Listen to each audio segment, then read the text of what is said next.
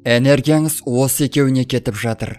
Бұны білсеңіз, шаршап қала беруден құтыласыз. Жаңа жылдың бірінші айы зырлап өтіп барады. Ал сіз жоспарлаған істеріңізге кірісуге әлі де күш-қуат таба алмай жүрсіз бе? Жұмыста бастай алмай жатып шаршап қаласыз ба?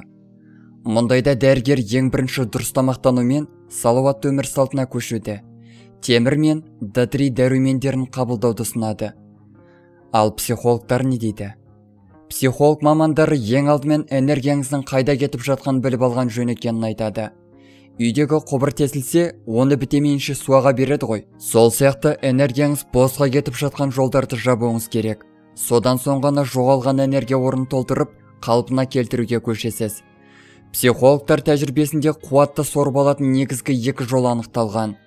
Осы екі жолға бөгет қоймасаңыз, энергияңыз таусылып қана қоймайды. Бір күні жүйкеңіз сыр беруіне апарады. Олар қайсы? Ендеше бірге білсек. Иықтағы жүктің көбеюі. Әркімнің иығында, арқасында да артып алған жүгі болады. Осы жүк тым ауырлап кеткенде адамның жұмыс істеуі, қимылдауы, жүріп тұруы қиындайды.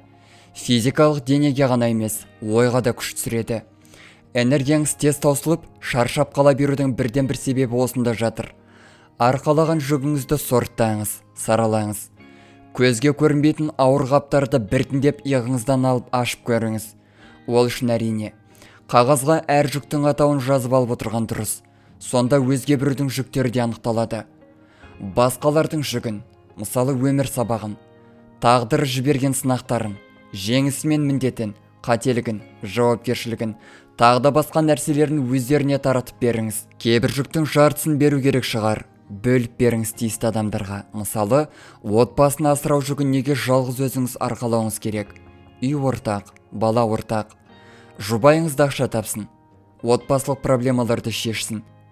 Балаңыздың тәрбиесімен айналсын, ата-аналар жиналысына барсын. Физика заңдылығы бойынша адам өз салмағынан артық жүк көтере алмайды.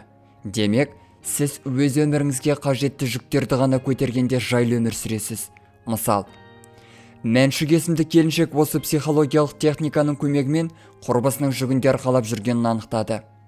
Құрбысының проблемалары, қиындығы, бұның өзіне бөлетін уақыты мен энергиясын жұтып жатқанын зерделейді. Сол құрбысымен араны үзген соң өмір жеңілдей түсті. Барлық адамға ұнауға ұмтылу. Барлық адамның көңілін табу мүмкін емес. Сондай-ақ бәріне ұнауға міндетті емессіз. Сіз байқауға қатысып жатқан жоқсыз, өмір сүріп жатсыз. Ал өмір қамшының сабындай-ақ. Әркімнің көңіліне қарап, шашбауын көтеріп жүргеніңізде қалай өтіп кеткенін аңғармай қаласыз. Ең бірінші кезекте өзіңізді ойлаңыз, уақытыңызды бағалаңыз. Ол үшін өзгелерге жоқ деп айтып үйреніңіз. Әрине, жоқ деп айту бастапқыда қиындық тудырады. Әр жоқ деген соң, ренжетіп алдым-ау, мен туралы жаман ойлап қалатын шығар. Енді менімен араласпайды деп өз-өзіңізді жазғырасыз. Бірақ бірнеше рет жоқ деп айтқан соң, энергияңыз ғана емес, өз-өзіңізге құрметіңіздің де артып жатқанын байқайсыз. Жоқ деп айтуға жылдам үйренгіңіз келсе, ақталуды доғарған жөн. Жоқ деген бір-ақ ауыз сөз. Оны ақталу мен көбейтудің еш қажеті жоқ. Мысал, Мәншүк үнемі өзінікін ғана дұрыс дейтін. Сағатта бос әңгіме айтатын құрбысының қоңырауына жұмыстан шаршап келдім. Сенің әңгімеңді тыңдауға шамам болмай тұр деп жауап беруден бас тартып көрді. Онда демалып ал, 2 сағаттан соң қоңырау шалам деген құрбысына не дерін білмеген ол, телефон тұтқасын көтермей қойды. Сонда да құрбысы тыныштық бермеді. Мәншүк жоқ дегенді айтып үлгергеннен кейін ғана құрбысы мазалап, уақытын алуды тоқтатты. Осы екі нәрсеге мән беріп, реттесеңіз, әрі қарай энергияны қалпына келтіру қиында емес. Сарқылған күш-қуатты қалпына келтіру бұл ең бірінші кезекте дұрыс демала білу деген сөз. Жаныңызды, тәніңізді тыңдап, демалысыңызды табыңыз. Әйтпесе, қанша ұйықтасаңыз да үнемі шаршап жүргеннің сол жүрген. Әркім әртүрлі демалады. Мысалы, Мәншүк аптаның бір күнін демалыс қарнауды үйренді. Ол кафеге барып, сүйікті асын жеп, теңіз тұзын салып ванна қабылдап, содан соң кино көреді.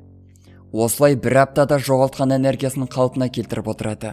Құрметті көрермен, сіз энергияңызды қалпына келтіру үшін не істейсіз?